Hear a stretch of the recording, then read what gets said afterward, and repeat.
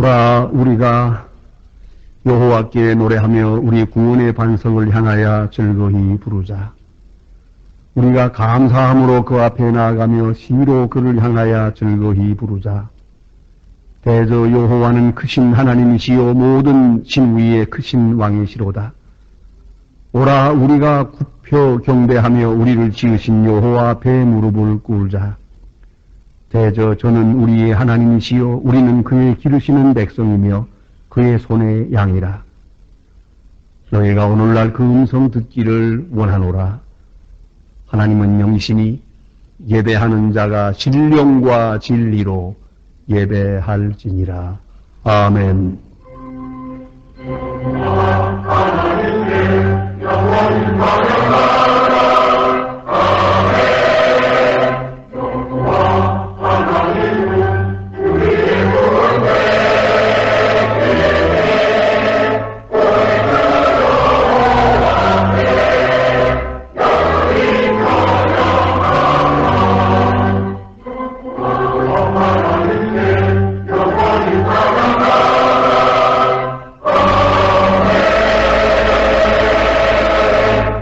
영원히 찬양을 받으실 주 여호와 우리 아버지 하나님, 그 놀라우신 능력과 크시는 종을 인하여 주께 영광 돌립니다. 죄와 사망에서 우리를 건지신 주 예수 그리스도의 구속의 은혜를 길이길이 찬양하오며 오늘도 우리와 함께 하시고 날마다 성결케 하시는 성령의 교통하심을 인하여 찬송을 부릅니다. 성부, 성자, 성령께 세세 무궁토록 영광이 있을지어다. 아멘. 다 같이 고개 숙이셔서 겸손한 마음으로 참회의 기도를 드리겠습니다. 긍휼이 풍성하신 아버지 하나님, 저희를 부르신 은혜를 감사합니다. 의롭다 하심을 감사하고 죄인임을 알면서 쉽게 넘어지는 사람들이요, 실수하는 사람들이요, 또 세상 유혹에 약한 존재들임을 아시면서도 오늘도 부르시고 영접해 주시는 그 놀라운 은혜를 감사합니다. 하나님 아버지, 저희들이 주님 앞에 나왔습니다. 주는 창조주가 되심에 우리가 얼마나 나약하며 얼마나 어리석으며 얼마나 불신앙적인 것을 주께서 아실 것입니다. 주의 뜻을 생각한다고 하나 그 나라와 그 의를 먼저 구하지 못하고 나 자신의 뜻을 먼저 생각하고 있으며 주님의 사랑과 은총 가운데 살면서도 오늘도 절망하며 낙심하며 좌절하며 그렇게 살아왔습니다. 어차피 내 뜻대로 안 되는 것을 다 알고 있으면서도 그래도 오늘도 내 뜻을 의지하려고 하고 인간적인 생각에 매여서 범죄하며 또 교만하며 절망하며 또한 스스로 낙심할 때가 많았음을 고백합니다. 주님 불쌍히 여겨 주시옵소서. 주여 우리 깊은 곳을 다 아시오매 무슨 변명을 할 수 있사오리까. 당연히 해야 할 일을 내가 하지 않았고 당연히 내가 할 일을 남에게 맡겼습니다. 내 잘못을 남의 잘못인 것처럼 그렇게 원인을 전가하면서 살았고 엄연히 부족하고 잘못된 일이건만 이것을 정당화하려고 몸부림치며 살았습니다. 하나님 불쌍히 여겨 주시옵소서.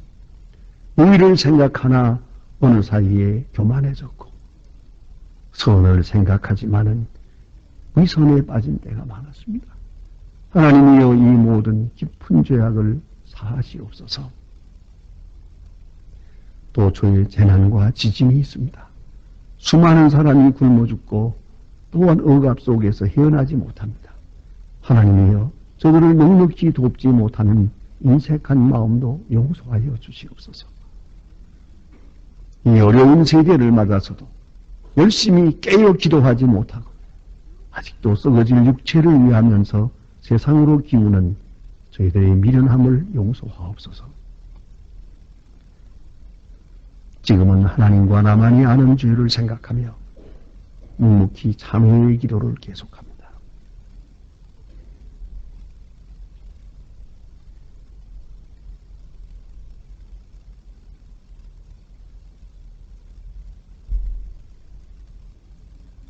내가 진실로 진실로 너희에게 이르노니 내 말을 듣고 또 나 보내신 이를 믿는 자는 영생을 얻었고 심판에 이르지 아니하나니 사망에서 생명으로 옮겼느니라. 그러므로 주 예수 그리스도 안에 있는 자에게 결코 정죄함이 없느니라. 아멘. 오늘 아침 저희에게 주시는 하나님의 말씀은 신약성경 요한복음 14장 25절로 31절 말씀 되겠습니다. 신약성경 173면입니다. 요한복음 14장 25절로부터 봉독합니다. 이 계시의 말씀을 봉독할 때에 살아계신 하나님의 음성을 다 함께 들으실 수 있기를 바랍니다. 내가 아직 너희와 함께 있어서 이 말을 너희에게 하였거니와 보혜사 곧 아버지께서 내 이름으로 보내실 성령 그가 너희에게 모든 것을 가르치시고 내가 너희에게 말한 모든 것을 생각나게 하시리라. 평안을 너희에게 끼치노니 곧 나의 평안을 너희에게 주노라. 내가 너희에게 주는 것은 세상이 주는 것과 같지 아니하니라. 너희는 마음에 근심도 말고 두려워도 하지 말라. 내가 갔다가 너희에게로 온다 하는 말을 너희가 들었나니 나를 사랑하였다면 나의 아버지께로 감을 기뻐하였으리라. 아버지는 나보다 크심이니라.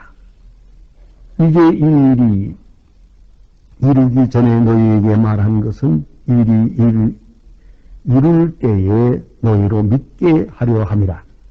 이후에는 내가 너희와 말을 많이 하지 아니하리니 이 세상 임금이 오겠습니다. 그러나 저는 내게 관계할 것이 없으니 오직 내가 아버지를 사랑하는 것과 아버지의 명하신 대로 행하는 것을 세상으로 알게 하려 함이로라.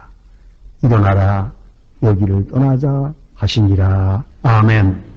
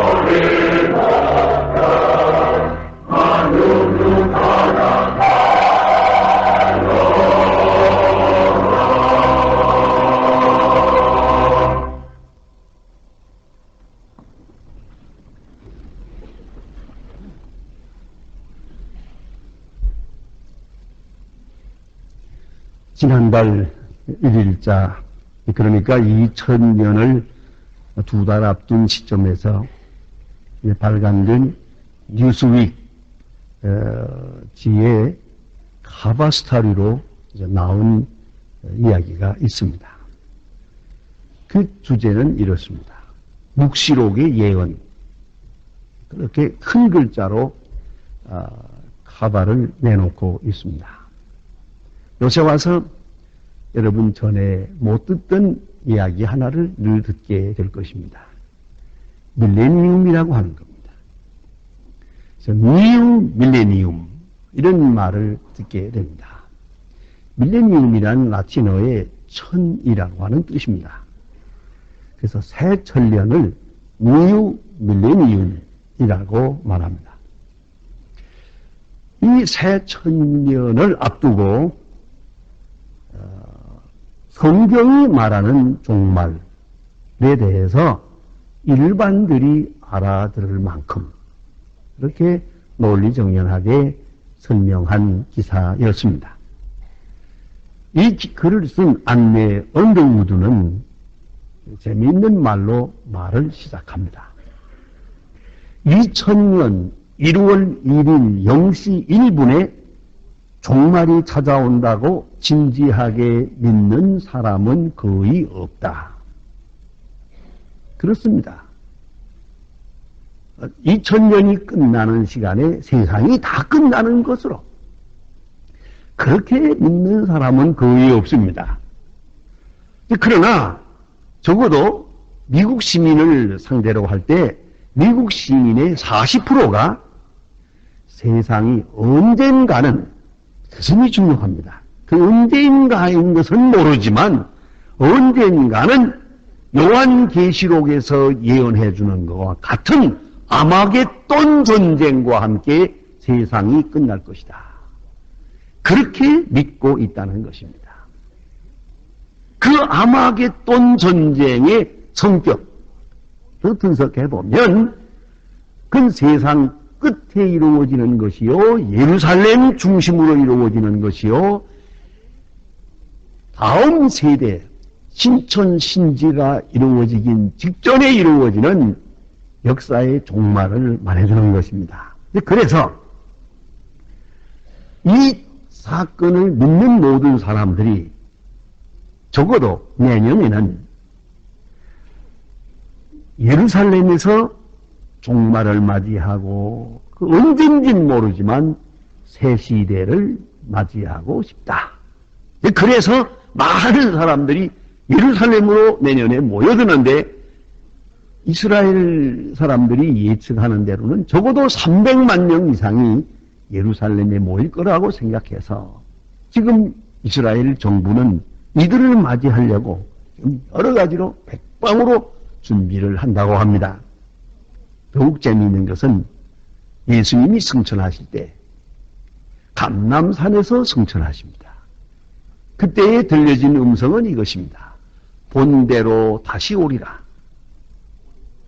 그래서 지금 감람산 그 현지에 기독교인들이 100명이 들어가서 집을 사가지고 집을 짓고 거기서 산답니다. 거기서 주님을 맞이하고 싶다고. 이 모든 일로 인해서 소위 말하는 밀레니움 포비아라고 하는 단어가 나오고 있습니다. 포보스라는 말은 원래 공포라고 하는 뜻입니다. 밀레니움 포비아 하면은 새 천년에 대한 공포로시다. 그 공포로 이 온 세상에 지금 꽉 차 있습니다. 이제 안내 언더우드는 결론을 내립니다. 그는 우리가 늘 듣던 얘기입니다만은 일반이 들을 때는 새로운 얘기입니다. 두 가지 결론이 있습니다. 하나는 죄인들이 하나님을 두려워할 때가 됐다.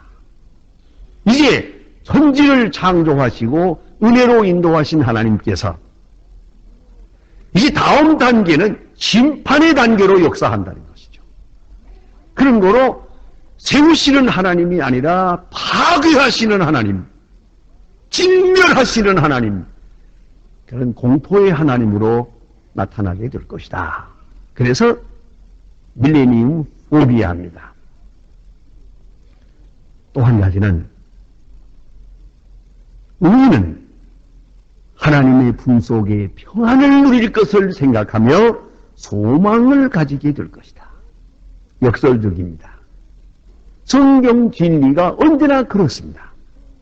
복음적 진리가 언제나 그렇습니다. 복음이 언제나 양면성을 가지고 있어요. 이 복음이 심판적 요소가 있음을 알아야 합니다. 복음을 믿는 자에게 구원, 복음을 거역하는 자에게 심판. 복음이 많이 혹은 정확하게 들려지면 들려지는 만큼 심판은 더욱더 확실해지는 것이로시다. 불가피하게 되는 것이로시다. 이 역설적 진리를 우리는 잊어서는 안 됩니다. 종교적이요, 개인적이요, 구원론적 종말을 우리는 새천년과 함께 내다보게 됩니다. 이 엄청난 사건을 앞에 놓고 우리는 예수님의 마음으로 돌아가서 우리가 어떤 자세로 새천년을 맞이할 것인가를 준비해야 할 것입니다. 예수님은 오늘 본문에 나타난 대로 지금 며칠이 아닙니다. 바로 몇 시간입니다. 바로 몇 시간 후에 십자가가 다가옵니다. 잘 알고 계십니다. 그것이 무엇을 의미하는지 다 알고 계십니다. 바닥바닥 다가오는 십자가를 바라보시면서 예수님은 오늘 본문에서 평화를 말하고 있습니다. 헬라어로는 에레네라고 하고 히브리 말로는 샬롬입니다. 십자가 전야에 예수께서는 샬롬을 말씀하고 계십니다. 놀라운 얘기가 아닙니까? 평화라고 하면은 역사적으로, 철학적으로 많은 사람들이 두 가지 평화를 생각해 왔습니다. 두 패러다임에서 벗어나질 않습니다. 그 하나가 팍스입니다. 로마 사람들이 주장했던 팍스, 이건 온 인류가 지향하는 평화입니다. 물질적이요, 상대적이요, 때로는 순간적이고 권력지향적입니다. 힘에 의해서 이루어지는 것, 경제력, 정치력에 의해서 혹은 때로는 군사력에 의해서 이루어지는 힘에 의한 평화. 그 힘 앞에서 모두가 조용합니다. 공동묘지 같은 평화입니다. 이것이 팍스입니다. 강한 힘 앞에, 강한 권력 앞에, 이 권력 앞에 모두가 조용합니다. 이것이 참 평화입니까? 어쨌든 인간들은 팍스를 지향해서 오늘까지 몸부림쳤습니다. 또 하나는 에이레네입니다. 성경이 말하는 평화. 이것은 샬롬입니다.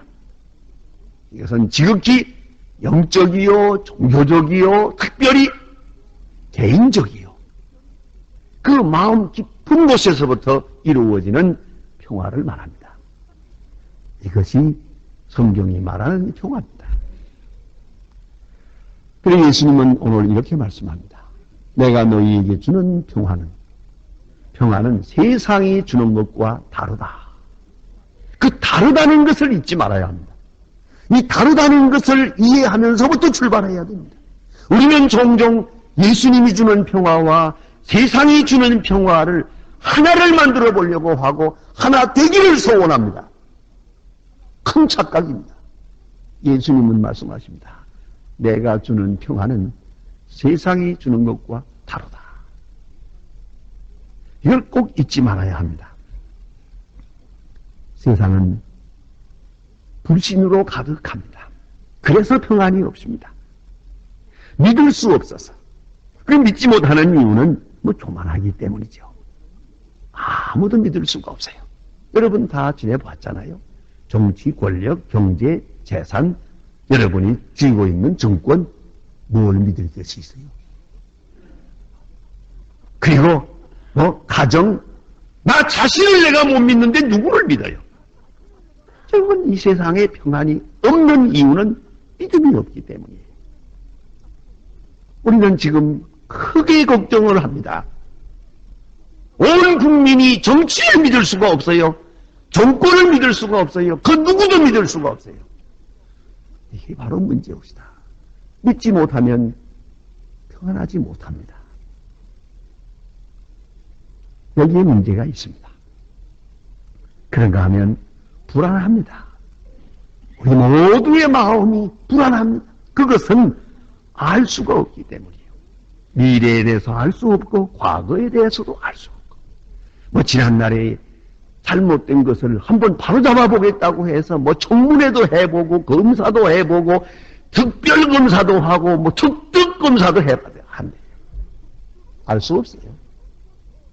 오리무중이요. 점점 더 모를 일만 가득해요. 하나님 외에 아무것도 누구도 몰라요. 알 수 없어요. 불확실해. 그런 거로 우리 마음은 불안합니다. 그렇지 않습니까? 여러분, 병든 이성의 판단은 항상 병적이에요. 우리 이성 자체가 판단의 그 기본 능력 자체가 병들어 있기 때문에 이제는 아무것도 알 수 없게 되었습니다. 그런 거로 불안합니다. 또한 불만이 많아요. 그것은 소유할 수 없기 때문이에요. 여러분, 그렇게도 애써서 모아놓은 재산 이렇게 홀랑나랑할 줄 몰랐죠. 가질 수가 없어요. 뭐 권력이고 지위이고 지식이고 뭐고 가졌다 해봐도 아무것도 없어요. 저는 가끔 그런 분들을 만날 때 너무너무 참 괴로울 때가 있습니다. 잠시 저렇게 생각합니다. 그렇게 총명하고 그렇게 머리가 좋고 아주 천재 소리를 많이 들었는데 아이고 어느 시간에 약간 잘못되고 나니까 멍청해지는데요. 아이고 참 이럴 수가 없어요. 그 많은 시간 공부하고 그 많은 시간 그렇게 많은 책을 쓰고 총명하던 분이 이렇게 멍청한 바보가 될 수밖에 이럴 수가 있어요. 여러분, 되는 것이 없습니다. 잡을 것이 없습니다. 소유한 것도 없습니다. 이래서 불만이 많습니다. 잡을 수 없는 것을 잡으려고 했습니다. 가질 수 없는 것을 가진다고 생각했습니다. 내 것이 될 수 없는 것을 내 것이라고 착각을 했습니다. 끝없는 욕심의 노예가 되어서 그 많은 세월을 보냈습니다. 그런 거로 우리 마음에 평안이 없습니다. 게이츠브 노이드라고 하는 심리학자가 재미있는 말을 우리에게 일러주고 있습니다. 사람들은 6가지 감옥에 갇혀 있다. 이 보이지 않는 감옥에 갇혀 있는데 이 감옥으로부터 탈옥하기 전에는 누구도 평안할 수 없다. 첫째 감옥은 자기만이 예쁘다고 생각하는 자기도취의 감옥. 공주병 그런 거죠. 자기만 잘난 것 같아요. 자기만 예쁜 것 같아요. 이것 한번 미치면 이것도 구제불능이에요. 자기도취. 그 감옥. 또 하나는 다른 사람의 나쁜 점만 자꾸 생각하게 되는 비판의 감옥. 그것도 못 말리는 거예요. 많은 장점은 보지 못하고 꼭 단점만 심지어 자기가 위에서 돕고 키우는 자녀들까지도 그 장점 많은데 하나도 보이지 않아. 꼭 나쁜 점만 보고 그것만 지적하고 그것만 생각하면서 괴로워하는 이거 또 하나의 비판이라고 하는 감옥이에요. 그런가 하면 오늘 내일 항상 세상을 암담하게만 보는 절망의 감옥. 이것도 고치지 못하는 병입니다. 이건 하나님의 능력 외에 그래서 벗어나지 못합니다. 만사를 부정적으로 보고 꼭 절망적으로만 보는 사람 끝도 없는 거예요. 그런가 하면 옛일만을 황금시대로 생각하는 과거지향적 성향, 항상 오늘은 나쁘고 어제는 좋았어요. 사실 어제도 죽을 지경이었어요. 사실 알고 보면. 그런데도 불구하고 옛날은 다 좋다고만 생각하는 이것도 못 고치는 병이에요. 또 하나는 다른 사람의 것만 무조건 좋게 보는 선망의 감옥. 자기가 가진 것은 좋지 않고 남이 가진 건 다 좋아. 남의 것은 다 좋게만 보이는 이것도 무서운 감옥이요. 정신적 감옥이요. 또 하나는 다른 사람이 잘 되는 것을 도저히 그냥 보아 넘기지 못하는 증오와 시기의 감옥, 질투. 이거 무서운 감옥입니다. 자, 이런 것에 매여 있는 동안은 절대로 평안하지 못하다. 이로부터 완전히 자유할 때 비로소 평안할 수 있어요. 이런 것에 매이는 것, 이 세상이 주는 평안입니다. 평안할 수 없는 평안. 그러나 이로부터 온전한 자유를 얻을 때 거기에 참 평안이 있다 하는 말입니다. 또한 오늘 예수님의 말씀, 오늘 본문 가운데 우리의 가슴을 뜨겁게 하는 요절이 있습니다. 예수님 앞에 지금 십자가가 다가옵니다. 이 사실을 비유로 이렇게 말합니다. 이 세상 임금이 오겠습니다. 이 세상 권력이 내게 오겠다. 이제 하야바가 있고 빌라도가 있고 로마 군인이 있고 십자가의 죽음이 있습니다. 이 확실한 사건을 총칭해서 세상 권력이 내게로 오고 있다. 예수님 말씀 보세요. 그러나 저는 내게 관계할 것이 없으니, 저는 내게 관계할 것이 없으니, 너희가 아무리 나를 재판하고 나를 아무리 죽여도 나와 아무 상관없다. 다만 오히려 이것을 통해서 내가 아버지의 명하신 대로 행하는 것과 내가 아버지를 사랑한다는 것을 드러내게 하기 위한 사건일 뿐이다. 놀라운 얘기입니다. 아주 초연합니다. 그러기에 예수님은 말씀하십니다. 조금 후에 너희가 나를 못 보겠고 조금 후에 나를 볼 것이다. 어찌 이렇게 태어날 수 있습니까? 이렇게 평안할 수 있습니까? 예? 이 예수님의 평안. 이제 주님은 말씀하십니다. 이 평안을 내가 네게 주노라. 예수님 요한복음 16장 32절에 말합니다. 너희가 다 흩어질 것이다. 그러나 내가 혼자 있는 것이 아니라 아버지께서 나와 함께 계시느니라. 아버지께서 나와 함께 평안합니다. 33절에 다시 말합니다.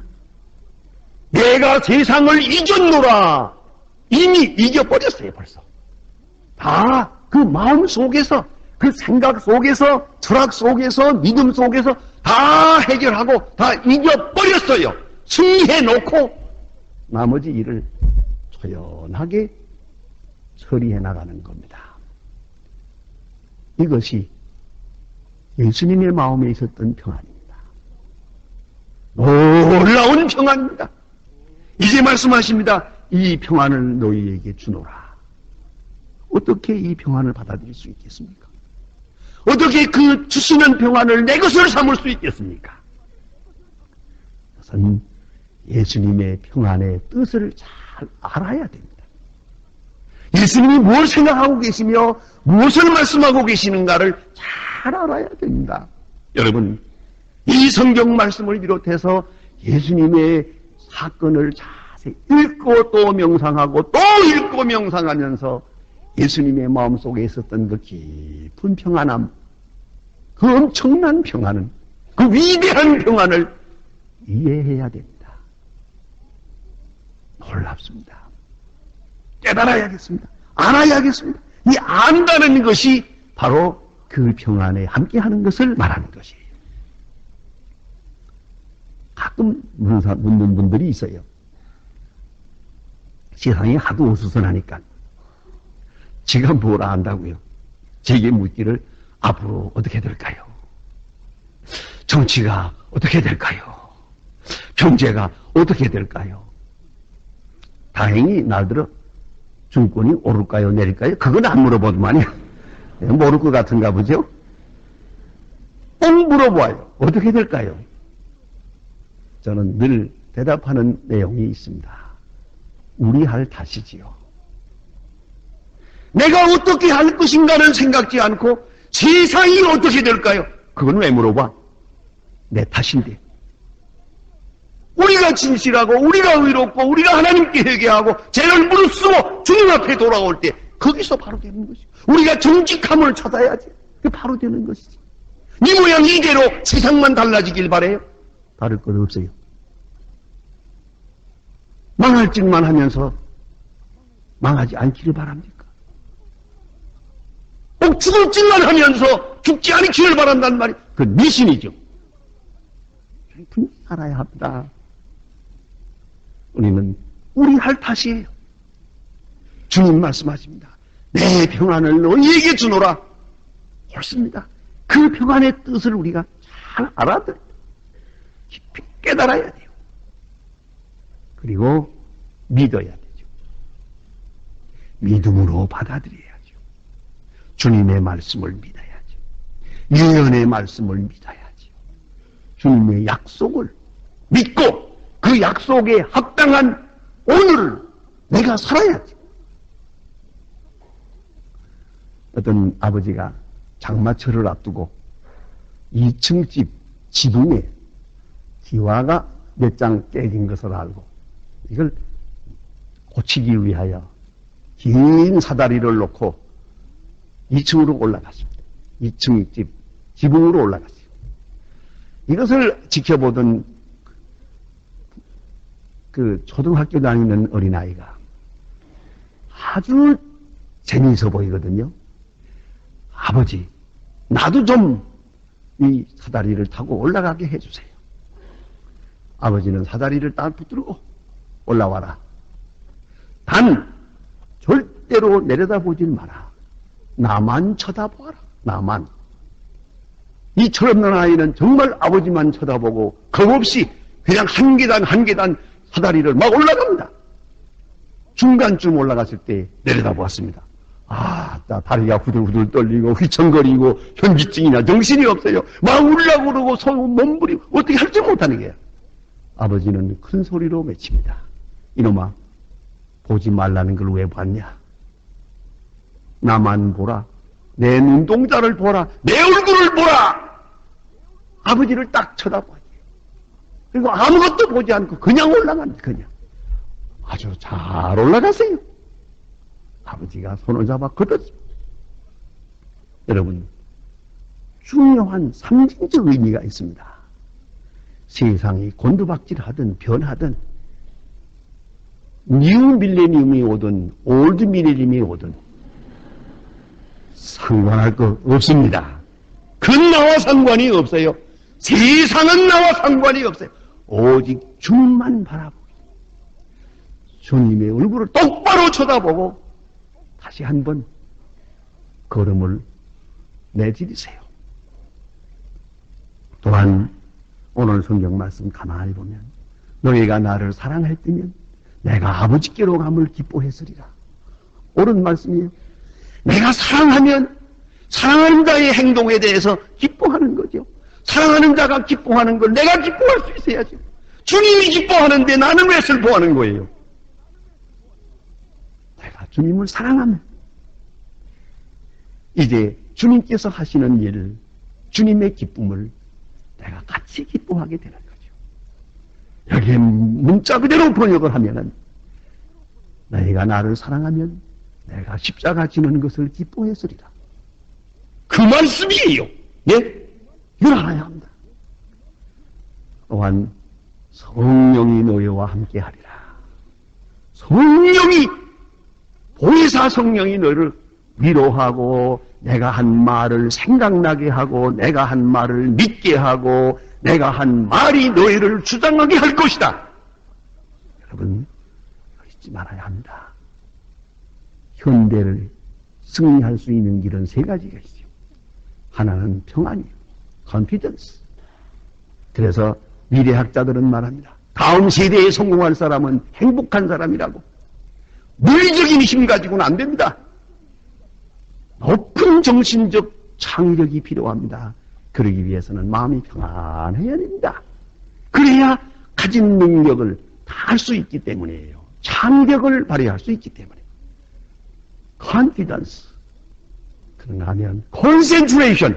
집중력이 있어야 된다. 십자가를 바라보며 주님만 바라보며 집중적으로. 가만히 요새 보니까 학생들 가운데 컴퓨터 좋아한다고 컴퓨터로 뭘 한다고 하다가 시험 망치는 아이들이 있더라고요. 왜 그런 거 아니? 컴퓨터라는 거 이렇게 딱 치고 나기 시작하면 너무 많은 정보가 있어요. 너무 많은 이게 재미가 나가지고 여기 들어가 보고 저기 들어가 보다가 시간 다 보내고 뿡 하고 말았죠. 아무리 정보가 많아도 내가 가져야 될 것은 하나뿐이에요. concentration. 집중적으로 지향해야 됩니다. 그리고 신앙적 용기가 필요합니다. 과거로부터 벗어나는 용기, 주님의 뜻을 따르는 용기, 의의를 위하여 희생하는 용기. 오늘도 가만히 보면 정치적 상황을 보아도 용기가 없어요. 어떻게 해야 되는지 다 알고 있어요. 뻔히 알면서도 용기가 없어서 행동을 취하지 못하는 걸 볼 때 가슴이 아픕니다. 이 용기가 왜 어떻게 하는 겁니까 도대체? 이걸 알아야 합니다. 오늘 주님의 말씀, 주님은 하나님의 음성을 듣고 하나님의 뜻을 환하게 알고 영원한 세계를 지향하면서 그 마음속엔 평안합니다. 넉넉합니다. 그러기에 원수를 사랑할 수 있고 원수를 용서할 수도 있었어요. 제자들의 배신을 잘 참을 수도 있었어요. 주님 말씀하십니다. 볼지어다 내가 세상 끝날까지 너희와 항상 함께 있으리라. 이 말씀을 믿고 주 안에 거할 때 우리는 새로운 의미의 새로운 밝은 미래를 맞게 될 것입니다. 기도하십시다.